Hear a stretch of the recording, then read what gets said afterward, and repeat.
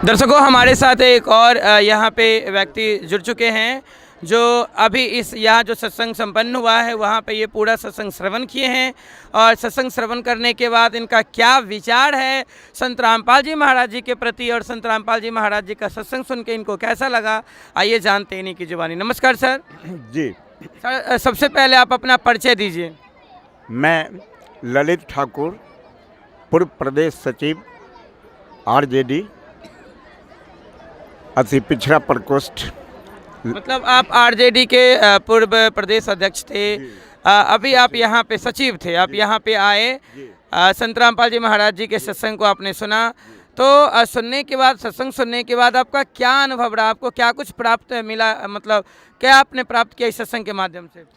ये सत्संग हमारे यहाँ विवाह भवन के प्रांगण में, हम तो समझते हैं कि आज़ादी के बाद सबसे पहला सत्संग है जो सभी धर्मों को आदर करते हुए हम बहुत से उत्साहित हो रहे हैं।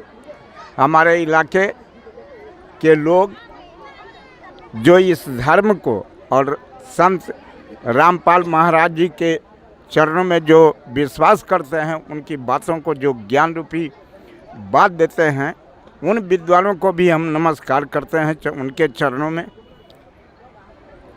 और आपको भी, आयोजककर्ता को भी, हम प्रेस के साथियों को भी हम धन्यवाद देना चाहते हैं कि सुदूर देहात में आकर आप श्रद्धालु भक्तों की बात को उजागर करने का काम किया है। इसके लिए भी हम पूर्व प्रदेश सचिव ललित ठाकुर, अति पिछड़ा प्रकोष्ठ होने के नाते आपको प्रदेश की ओर से और तमाम इलाके के जो श्रद्धालु लोग हैं जो आए हुए हैं, हमारी माता और बहनें, भाई बंधु, उनको भी मैं अभिनंदन दिल से करता हूं। और हमने देखा यही जीवन है मानव का। संत रामपाल महाराज जी के जीवन से और उनके ज्ञान से हम भक्त जनों को सीखना चाहिए। यही अंतिम सीढ़ी है इंसान को, जो इंसानियत पार कर सकता है सत्संग से। सत्संग ही एक ऐसा चीज़ है जो इंसान को इंसान बनाने का काम करता है। इसलिए हम आग्रह करते हैं तमाम लोगों से 10 मिनट, 20 मिनट, जो समय मिले, महीना में 1 दिन मिले, महीना में 2 रोज मिले, समय निकाल कर ऐसे विद्वान संतों की बात को सुनकर आप अपने जीवन को स्वर्गीय विकास बनाएं और अच्छा कर्म करें, जिससे मानव जाति का उत्थान हो। जैसा कि सर अभी आपने एक बात कहा कि हम यहाँ जब आए तो इनके प्रवचन के माध्यम से हमें ये पता चला कि यहाँ पे सभी धर्मों के बारे में संत रामपाल जी महाराज जी बताते हैं। तो आप फिलहाल में अभी संत रामपाल जी महाराज जी से दीक्षित नहीं हैं, उनसे नाम दीक्षा लिए हुए नहीं है। संत रामपाल जी महाराज जी के बहुत सारे मुहिम हैं, दहेज को ख़त्म करना, समाज से नशा को ख़त्म करना, मतलब समाज में जो भी कुरीतियाँ हैं, संत रामपाल जी महाराज जी उसको ख़त्म करके साथ साथ जो मोक्ष रूपी जो मार्ग है वो भी प्रदान करवा रहे हैं अपने श्रद्धालुओं को, अपने भक्तों को। उसके बारे में आप क्या कहना चाहेंगे?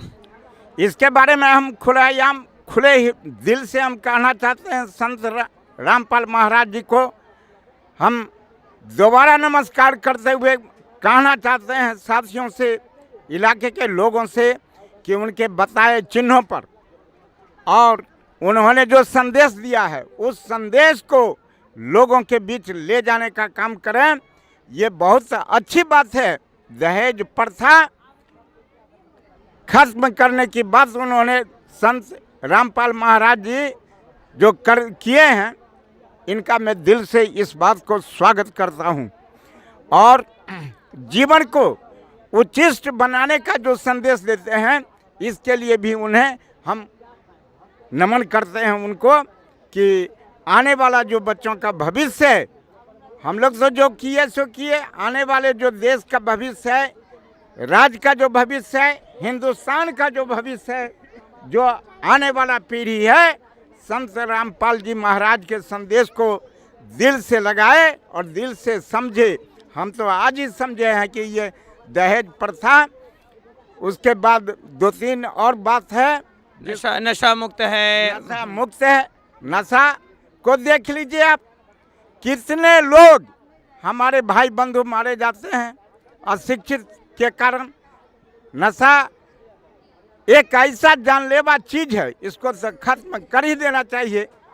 सरकार भी जोर दे रही है और संत रामपाल जी महाराज भी जोर दे के दिल से कहते हैं कि नशा मुक्त हमारा देश हो, हमारा समाज हो।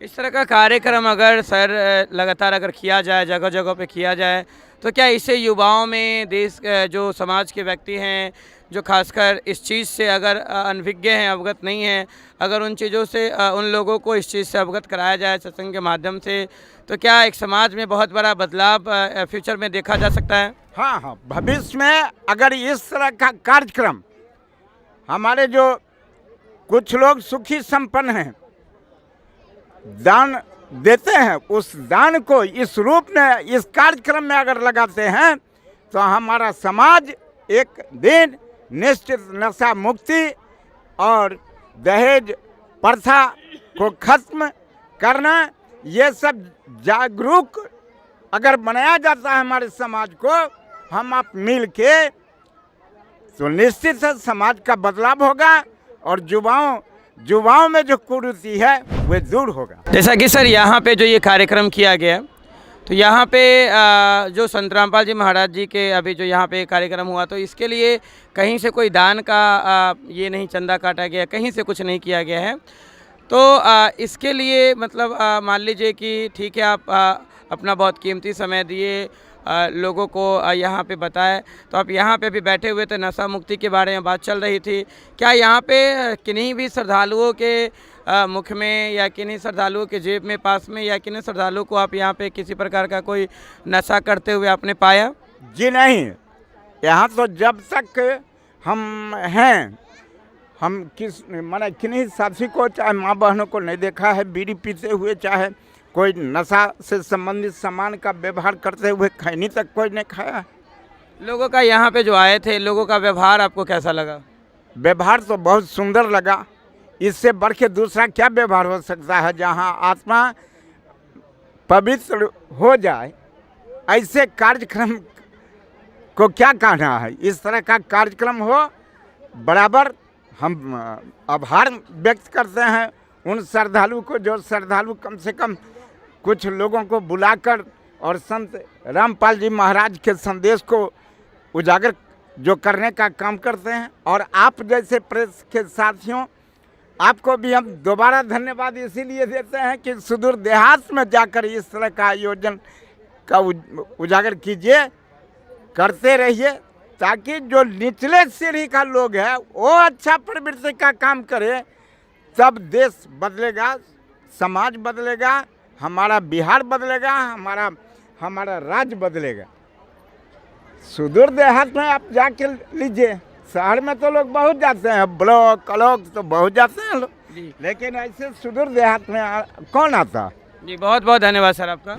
जी अभी हम जैसा कि यहाँ पे जो ये मतलब जगत के लोग आए हुए थे, इन्होंने यहाँ पे संत रामपाल जी महाराज जी के इस कार्यक्रम को सुना और बहुत अच्छे बातों को इन्होंने रखा कि अगर इस तरह का कार्यक्रम समाज में हो तो निश्चित रूप से समाज में जितनी भी प्रकार की जो कुरीतियाँ हैं वो डेफिनेटली उस चीज़ को ख़त्म किया जा सकता है।